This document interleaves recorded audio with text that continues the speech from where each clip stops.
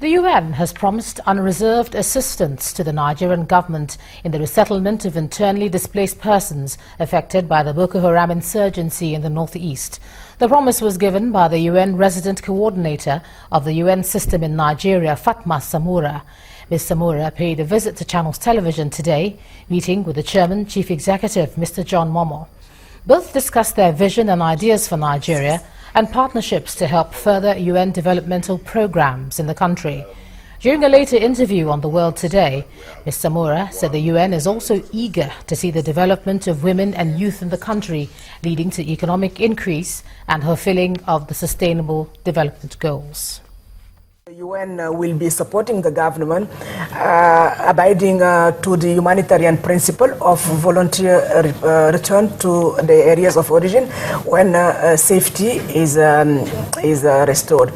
And we are now very much involved in managing the solid waste, which also represent health hazard for the population, and also on really rehabilitating the infrastructures that have been destroyed as a result of this insurgency of Boko Haram. There are huge steps that Nigeria requires in terms of really reducing the poverty, but also making development more inclusive by ensuring that the youth and the women are empowered and have access to more job opportunities.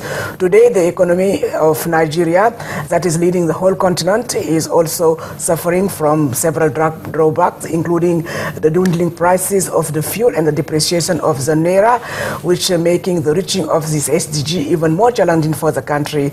So UN is here to bring support through the private sector, through the media, through the civil society organization, in order to ensure first that the majority of the 180 million Nigerians have a good understanding of what it takes to be an inclusive economy, but more importantly to ensure that the disparity between men and women and also between the cities and rural areas are really filled and make the development of Nigeria more inclusive.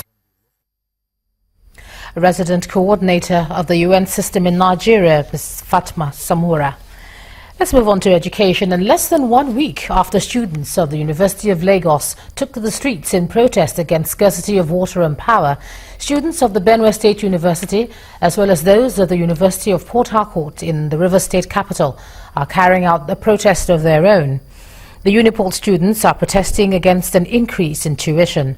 The students are accusing the school authorities of deliberately ignoring the problems that are confronting them, while student union activities and all their affiliate bodies have also been suspended with immediate effect.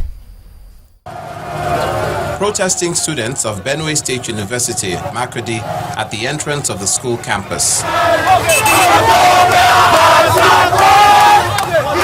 The protest spills into the highway and vehicles are denied passage for over 30 minutes. The students are demanding a downward review of school fees and conditional charges. The Vice Chancellor invited the Student Union ESCO for a brief. And when we were there, he told us about the increment and introduction of new conditional charges in the university.